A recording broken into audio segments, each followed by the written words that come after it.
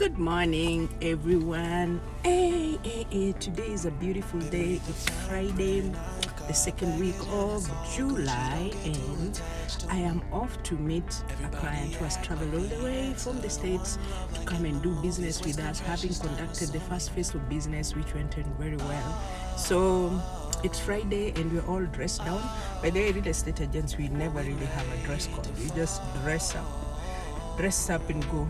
So for those of you who are not in Kenya, in my country we always have some public holidays that are announced that are not official. So whenever the opposition decide to go on riot and demonstration, we have holiday, which is not really a good thing, but also a good thing because somebody has to speak. If no one speaks, then who will speak for us? But also it has some impact, huge impact on businesses and day-to-day life of everyone.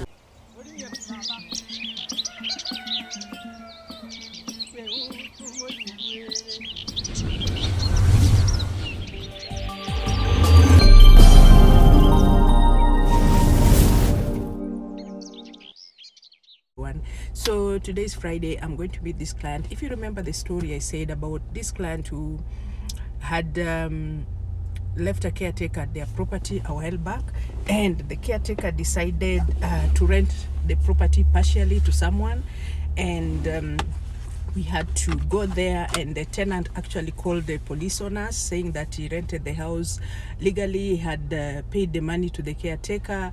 So we were struggling to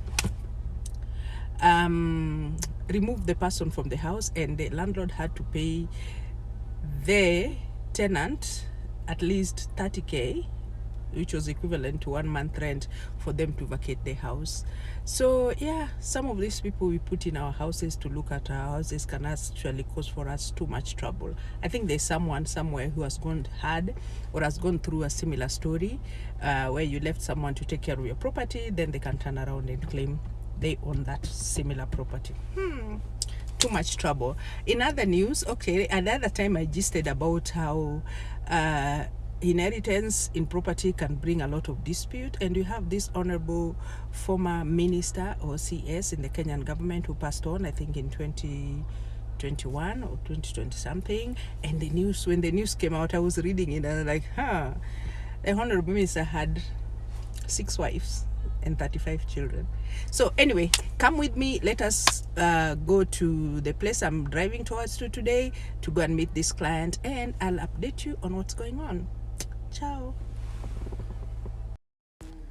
So we're here, and we agreed that we're going to sell everything in the house and rent or sell it to a willing buyer, just to save the family from another crisis of maybe the caretaker doing something. So it's another day, another morning, and as usual, property viewing, property showing is the order of the day in our business. So come with me. I'm headed to another property and you'll get to see it. This is Muthaiga Estate, one of the high-end Nairobi residential places that has all the diplomas, all the embassies, and all the well-to-do people in Kenya. So come with me.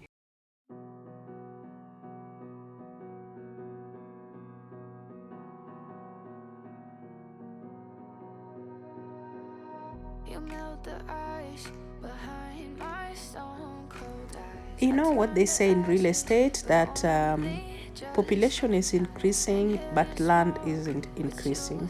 So that's a similar case with Muthaiga Estate. Muthaiga Estate is not a big area. It's quite a small area, but it's mostly occupied by diplomats, embassies, and of course some very, very rich or wealthy people in Kenya. But most of these houses were built pre-independence, and so they're not having like modern stylish kind of things. They're quite old and have some antique feeling in it. Like this is a 3-bedroom bungalow. if you look at it, it's not a normal attractive house. Muthaiga is basically selling so well because of the location and the name, not the kind of properties that are there. For me, most properties in Muthaiga are quite old colonial. They use colonial, but I don't know why people say it's colonial, but they're old style kind of houses that has wood everywhere. Like this one is sitting on about 2 acres, just bordering parkland. Parkland Estate is just across on the other side, and from Muthaiga you'll come straight to United Nations Gigiri.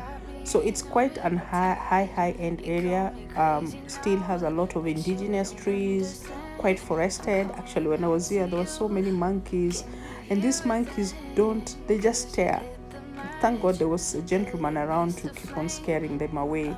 So this property, in my view, there's so much that can be done with it, because if I looked at most of the rooms, I think the tenant here was only using the main house. So you find like there are 3 other extra rooms that are molding and not really well kept. Some of these properties originally were fetching embassies, big embassies, and from what we notice, most embassies have also moved to get more modern properties that are now being built by some developers are better catering for those embassies.